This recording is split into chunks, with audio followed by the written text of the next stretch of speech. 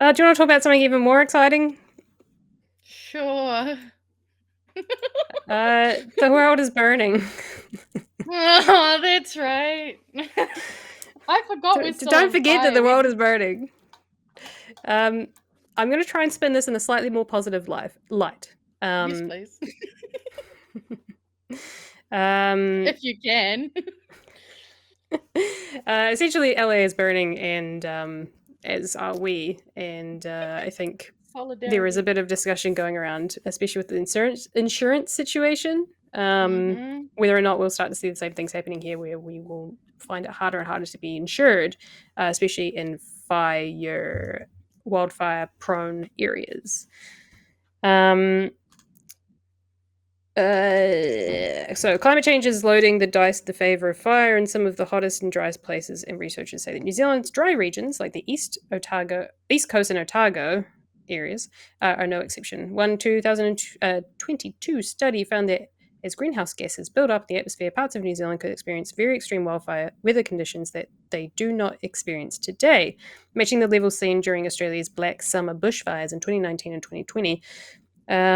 Wildfire and ecology researcher Dr. Nicola Day, a senior lecturer at Victoria University of Wellington, said it was time to prepare for the kinds of conditions that were commonly associated with our hot, dry neighbour. The modelling suggests that in the next decades we will have a climate that's sort of similar to Australia, which is kind of alarming for us because we have not really had to think about fire a lot. Nah. In the north, for sure. In the south, Canterbury, we've always had to think about it, but perhaps it's more so we need to think about it even more. Mm. So expected pattern is dry areas getting drier and wet areas getting wetter as average temperatures climb. So I guess hotter down here, probably warmer up there for you, Yeah. wetter up there for you guys. Well, it also depends because there are parts of the north, like we're a patchy little island. Yeah, we got a bit of everything. And we got a desert in the middle of it, remember? It's a desert with snow, but it is a desert. Then there's the cost of the rebuild from fire. California's insurance industry is bracing for what could be its costliest ever fire. Insurance and climate researcher Belinda Story said that, like some homeowners in LA, some New Zealanders will likely see insurance withdrawn as fire risk grows.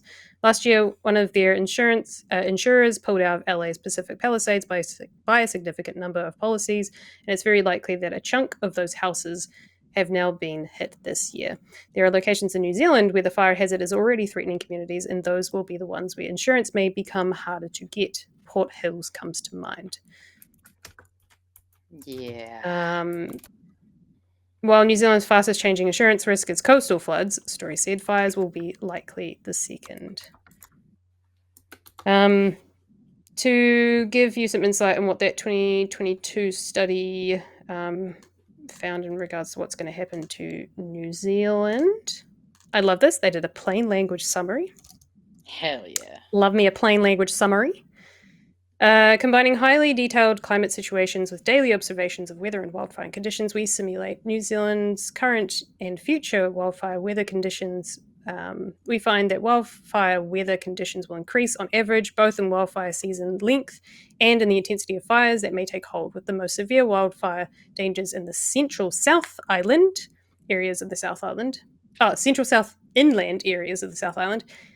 We find the wildfire weather conditions will become noticeably worse for many regions than current conditions. For the first time, we find that very extreme conditions that led to the devastating 2019-2020 Black Summer fires in Australia can occur in Aotearoa every 3 to 20 years.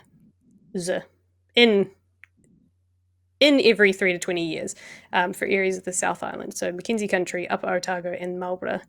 Our findings have important implications for communities near pine forests, the government's tree planting plan to tackle climate change, and financial investment stored in plantation forests. And one of the things I talked about here was just in general is about green belts. And then I was like, the idea of like low flammability gardens. And I was like, what is a low flammability garden, or like what classifies a low flammability plant? Essentially, it's one that I would have content. yes, high water content, and Yeah. There is actually a lot of vegetation, native forestry here in New Zealand that is quite good at harboring moisture, or keeping lots of moisture. Yep. So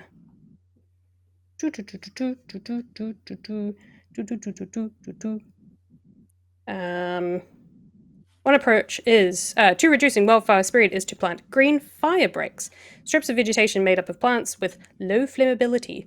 Green fire breaks are based on the idea that this less flammable vegetation will extinguish a fire or embers spotting ahead of a fire front. Green fire breaks also serve another purpose. If comprised of native species, they can improve biodiversity and provide ecosystem services. They're also often more aesthetically pleasing than fire breaks of bare earth or lawn grass, which is nice. Yep. Um, there was somewhere that said, oh yeah, and they did a little burning thing.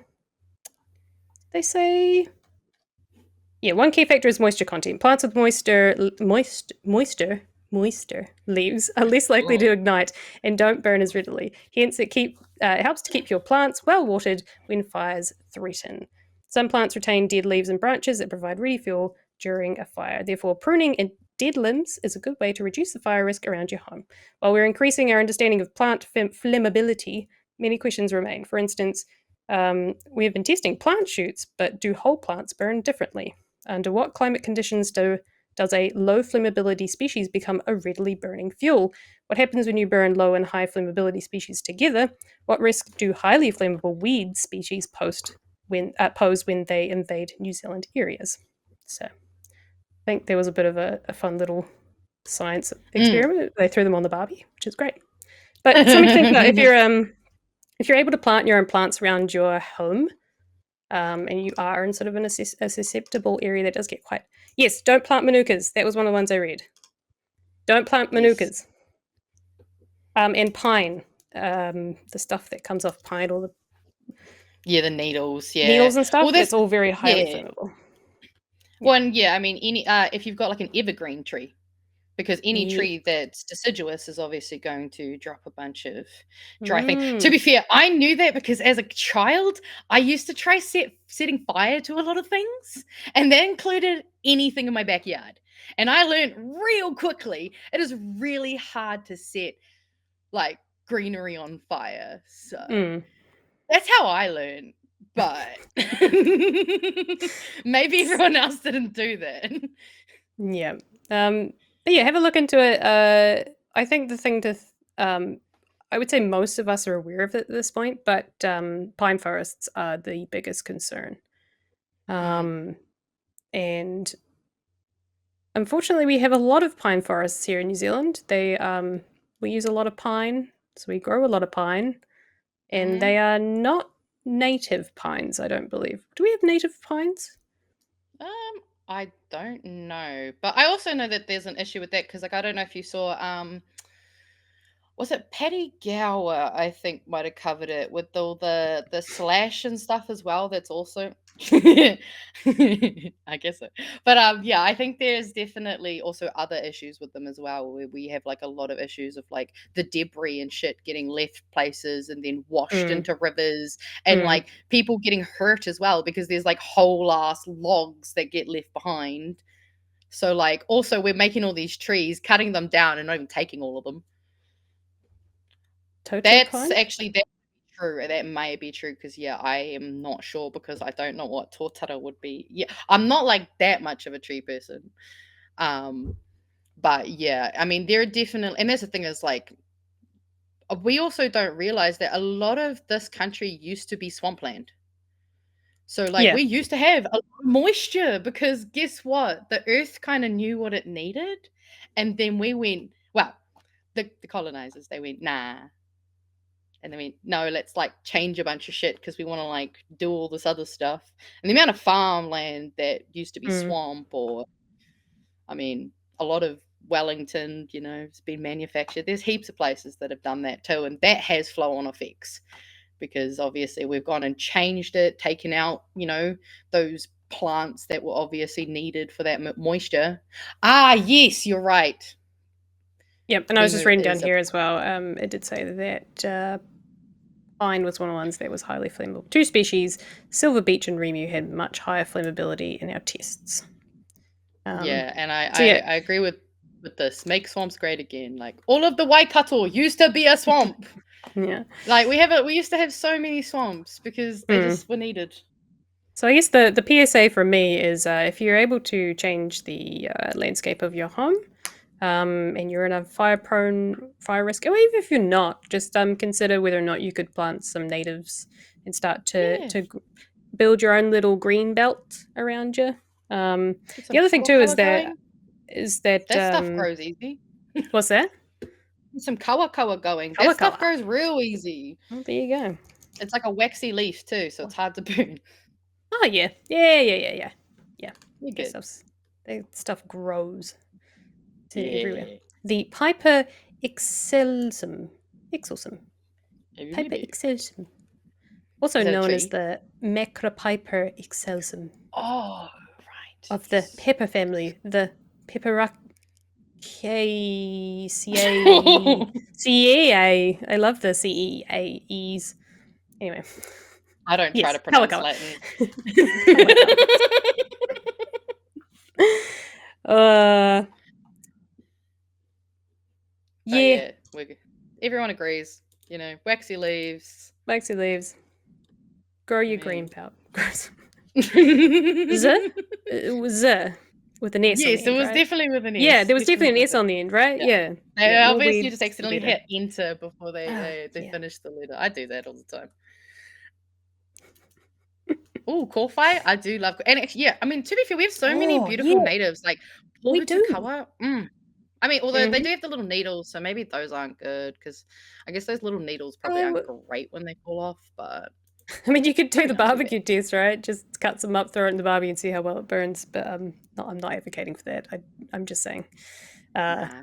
Or you pick them up and you make tea because apparently you can make Pohutakawa tea. I still am yet to do it, but There you go.